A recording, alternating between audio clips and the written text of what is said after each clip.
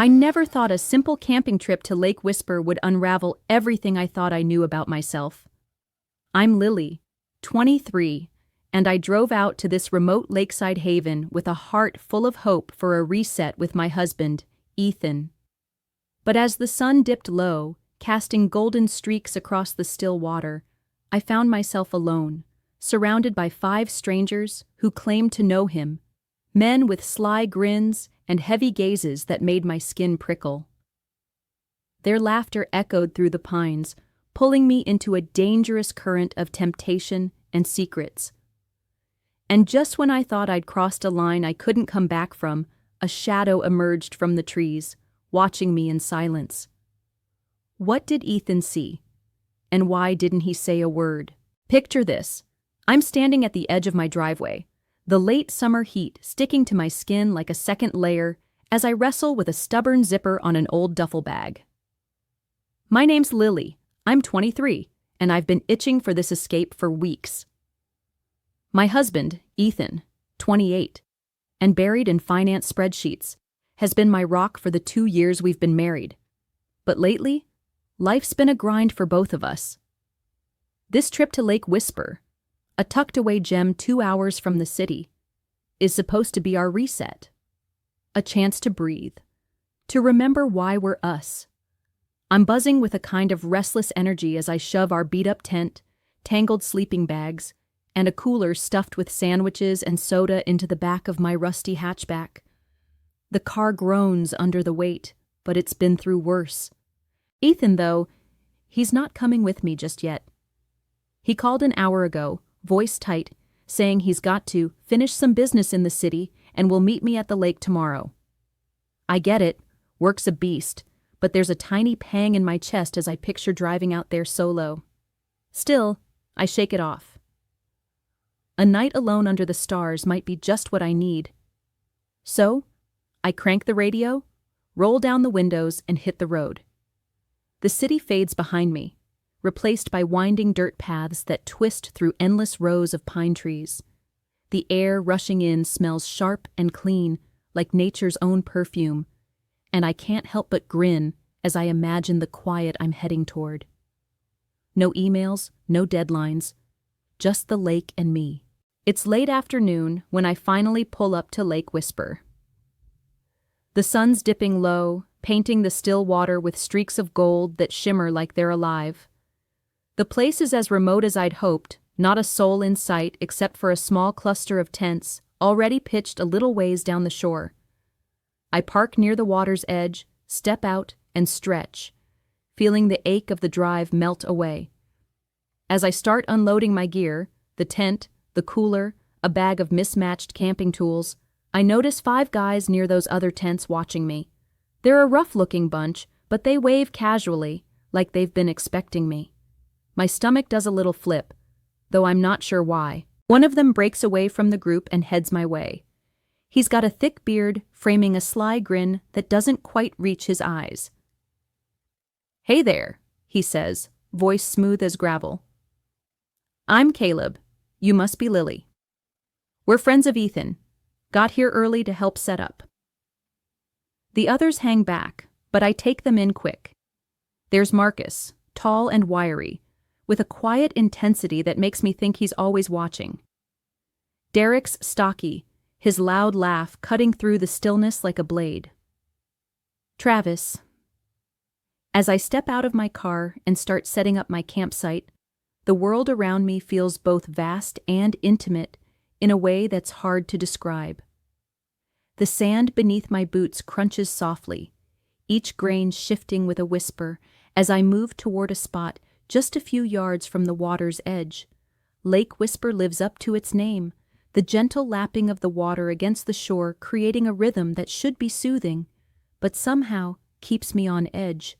Dusk is creeping in, the sky bruising into deep purples and oranges, and somewhere in the distance, an owl lets out a low, haunting hoot that seems to echo through the pines surrounding us. The air carries a crispness, a hint of pine and damp earth, and I breathe it in deep, trying to ground myself in this isolated slice of nowhere. I can't ignore the 5 men down the shore, though. Their laughter rolls toward me in waves, sharp and unrestrained, as they crack open beers around a small crackling fire. I catch glimpses of them through the fading light. Marcus with his piercing stare, Derek's booming voice, Travis and the others whose names I haven't caught yet. All of them seeming too comfortable in a place that feels so foreign to me. I try to focus on my tasks, hammering the tent stakes into the ground with more force than necessary, the metallic clink of the mallet against steel a small distraction. I organize my supplies methodically, cooler to the left, sleeping bag unrolled, flashlight within reach. Anything to keep my hands busy and my mind from wandering to their presence. I'm bent over, wrestling with a stubborn stake, when I hear footsteps crunching closer. It's Caleb again, his boots scuffing the sand as he approaches with that same sly grin I noticed earlier. "Need a hand with that tent, Lily?" he asks, his voice low, almost too friendly. Before I can answer, he's kneeling beside me, his fingers brushing against my arm as he reaches to flick some stray weeds off my shoulder. The touch lingers just a fraction too long, sending a shiver through me that I try to hide. I flinch, just slightly, but force a smile and mutter a quick thanks. His eyes hold mine for a moment, that smile of his stretching wider, and I feel a prickle on the back of my neck. Glancing past him, I see the other men watching from their spot by the fire, their gazes heavy, like they're sizing me up. My skin crawls under their scrutiny, but I tell myself to shake it off. I stand, brushing dirt off my jeans, and pull out my phone to call Ethan. I just need to hear his voice, to confirm if he really knows these guys. But out here, there's nothing. No bars, no signal, just static hissing through the line when I try to dial. I stare at the screen, frustration knotting in my chest, and mutter to myself that I'm probably overreacting. The next morning, I wake to the gentle chorus of birds chirping outside my tent, their songs weaving through the quiet like a soft lullaby.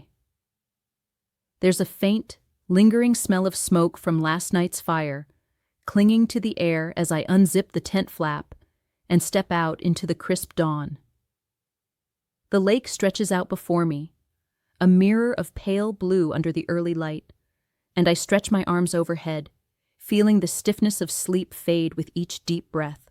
Down by the water, I spot Caleb, Marcus, Derek, Travis, and Jonah already up, their figures silhouetted against the shimmering surface as they cast fishing lines into the lake. They notice me almost instantly, and Marcus waves me over with a grin, his voice carrying across the shore. "Come on, Lily, you can't hide in that tent all trip." I can't help but chuckle as I make my way over, the sand cool beneath my boots. Marcus hands me a fishing rod, his fingers brushing mine just a little too deliberately, and I feel a flicker of unease mixed with curiosity. "Let's see if you've got any luck in you," he teases, and I force a smile, trying to settle into the moment. As we cast our lines, the conversation starts to flow like the gentle ripples on the water. They share stories of past camping trips, wild adventures, and stupid pranks that make me laugh despite myself. Every now and then, though, Ethan's name slips into the mix, vague and incomplete, like they're tiptoeing around something they don't want me to know. I want to ask, to press for details, but each time I open my mouth, one of them changes the subject with a sly grin or a knowing look. The day stretches on, the sun climbing higher, warming my skin as the tension I'd felt last night begins to loosen its grip.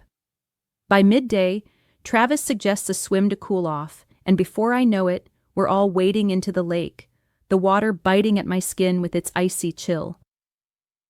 I gasp at first, then laugh as Derek splashes me, his booming voice echoing across the shore. The cold shocks me awake, makes me feel alive, and for a moment I'm just here, caught up in their energy. Their teasing starts subtle. Little comments about how I look in the water, how I'm holding my own with them.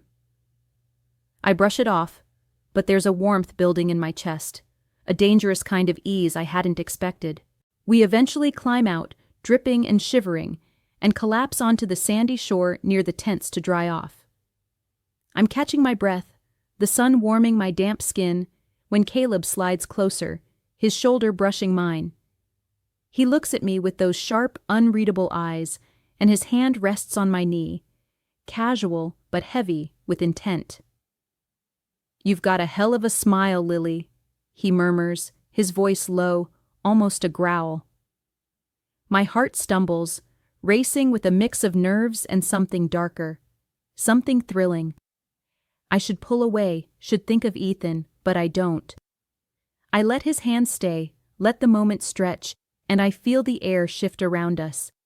One by one, the others draw closer, their presence like a tide pulling me under.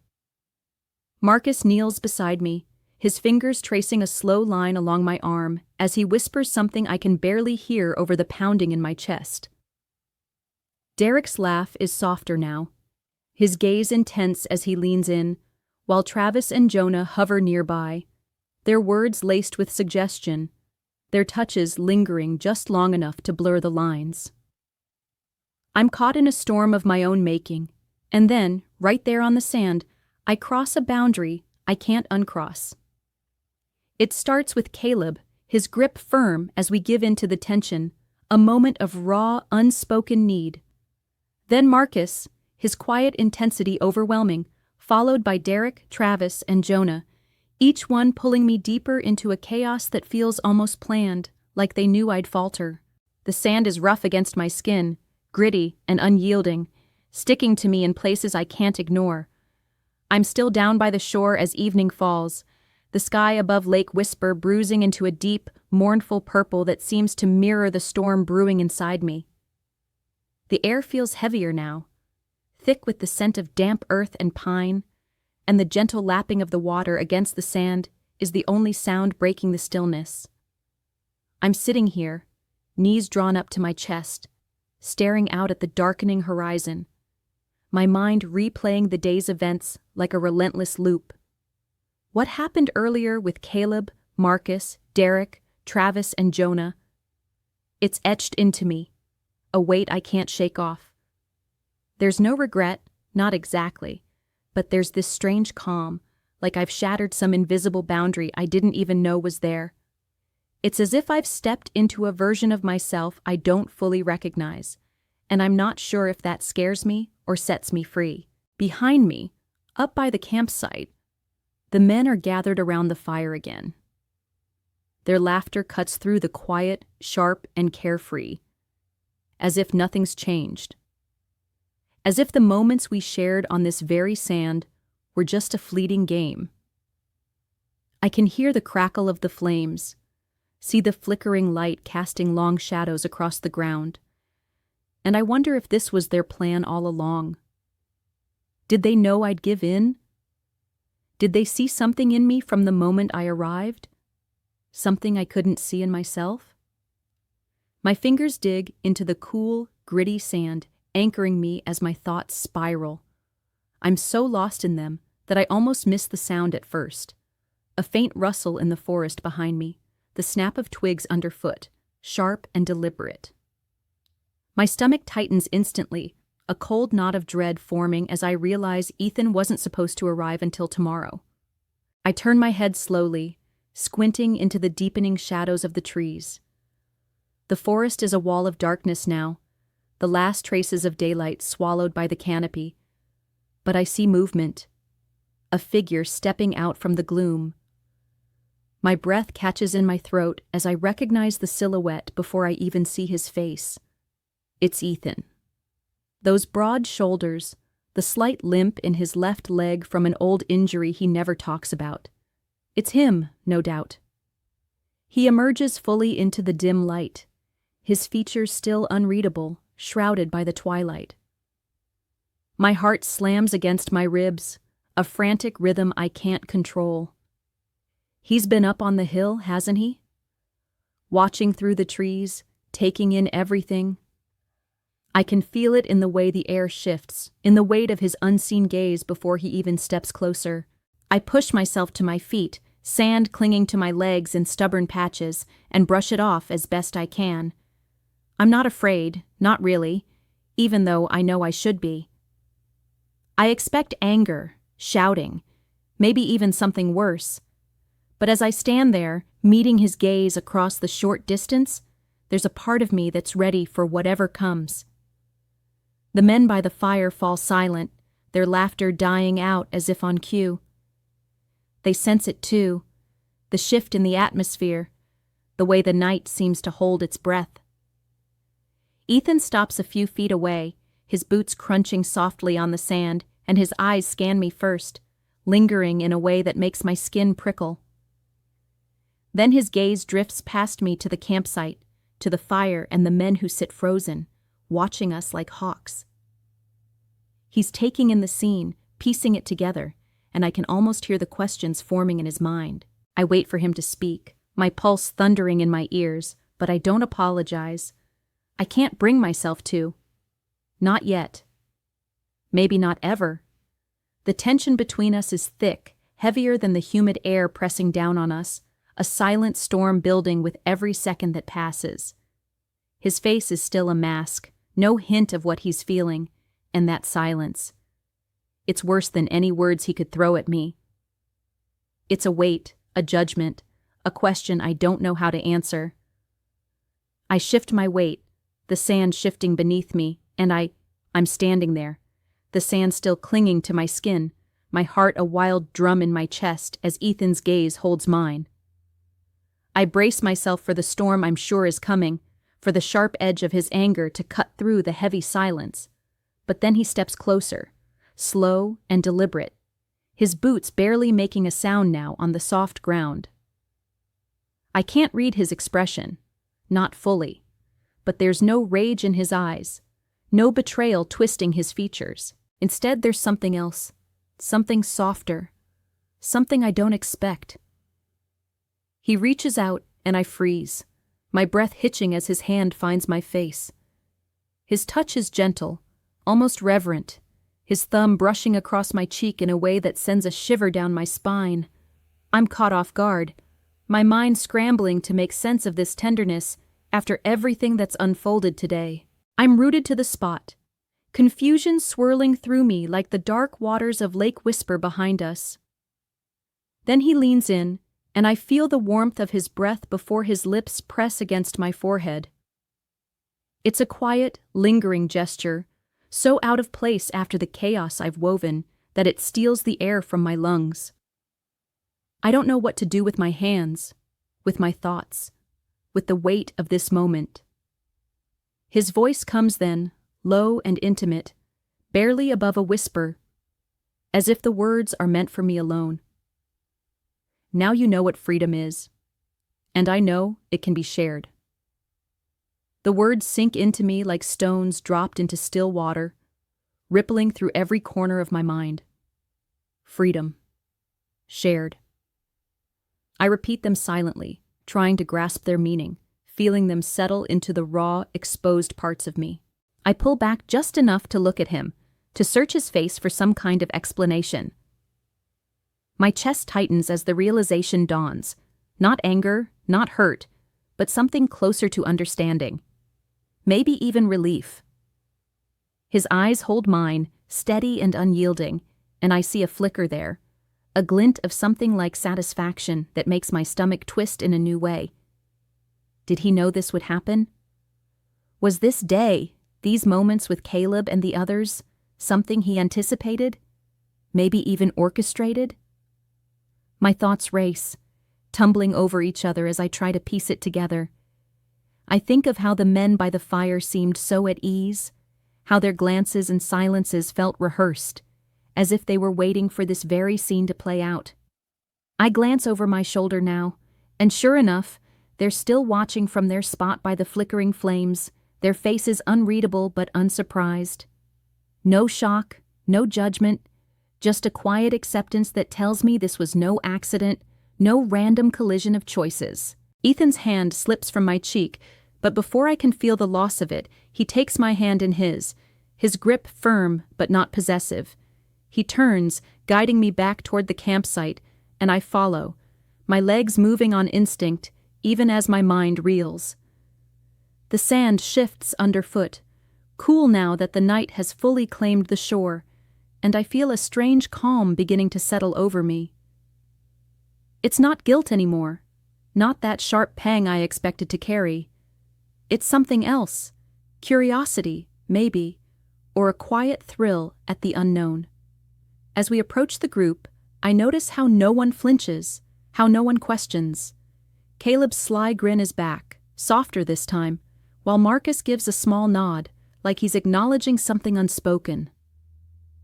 Derek, Travis, and Jonah resume their low chatter, passing a bottle between them, as if this is just another night by the lake. I'm not being judged. I'm not being cast out. Instead, I'm being welcomed, in a way I never saw coming. We sit down near the fire, the heat of it washing over me, chasing away the chill that's lingered on my skin since dusk. Ethan stays close, his presence a steady anchor as he settles beside me, his arm brushing against mine before it drapes around my shoulders. I lean into him without thinking, drawn to the warmth, to the familiarity of him even after everything. As the fire crackles and pops, sending tiny sparks dancing into the night sky, I feel the weight of the day slowly lifting, replaced by a warmth that's not just from the flames. The next 2 days at Lake Whisper unfold like a dream I never knew I needed. A tapestry of moments woven with raw, unfiltered connection. All of us, Ethan, me, Caleb, Marcus, Derek, Travis, and Jonah, seemed to shed the invisible walls we'd built, not just between us as strangers, but within ourselves. There's no hiding here, no pretense to cling to.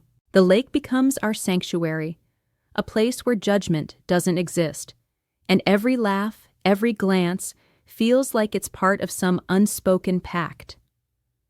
We spend our mornings swimming in the icy embrace of the water, the cold biting into my skin until I'm gasping and laughing, splashing at Derek as he retaliates with a wave that nearly knocks me under.